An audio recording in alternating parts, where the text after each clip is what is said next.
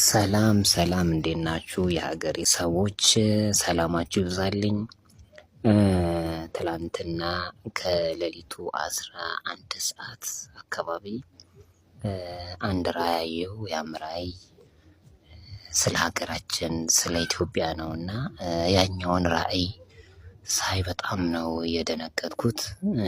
ማለት እኔ እንደዛ አልጠበቅኩም ነበር እና አጠቃላይ ያየሁት ነገር ምንድነው? ኢትዮጵያ ውስጥ ከፍተኛ የሆነ ብልጽግናና ሰላም ሲሰፍን ያየሁት። እንዴት እንደሆነ አላውቅም። በጣም ከፍተኛ የሆነ ሰላም፣ በቃ ምድሪቷን በሙላት ሞልቶ ነበር ያየሁት። እግዚአብሔር ይመስገንና በሀገራችን ላይ ህዝቡ ሰላም ሆኖ ረፍት በምድራችን ላይ ሞልቶ ሳይ በጣም ነበር የገረመኝ። እና የጎዳና ላይ እየኖሩ ያሉት ሰዎችም መንግስት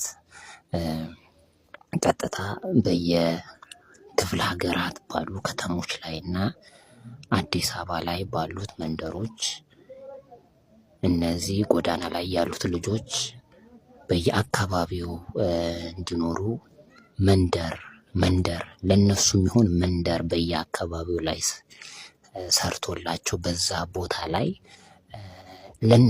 ለነሱ ለምሳሌ የሰላም ሚኒስቴር የሆነ የመንግስት ተቋማት እንደሚዘረጋ ለዚህ ፐርፐስ ብቻ ተብሎ ሲዘረጋ ነው ያየሁት። ሲዘረጋ ብቻ ሳይሆን ተዘርግቶ ኦልሬዲ ስራ ጀምሮ ነበር ያየሁት። እና እግዚአብሔር ይመስገን በጣም ብዙ ጊዜ ይገርመኝ ነበር እና በእንደዚህ አይነት መንገድ ቪዥኑን ሳይገረመኝ እና እዚህ ላይ ደግሞ የተመደቡት እዚህ ፓርት ላይ የተመደቡት የመንግስት ኃላፊዎች በጣም መሰጠት ያላቸው እንደሆነ ነበር ያየሁት።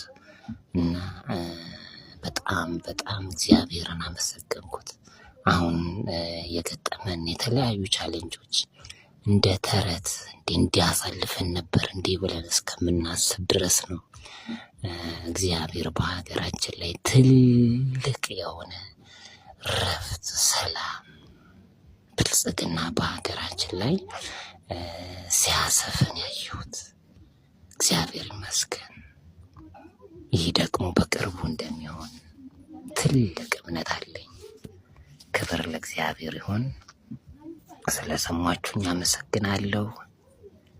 መልካም ጊዜ ይሁንላችሁ።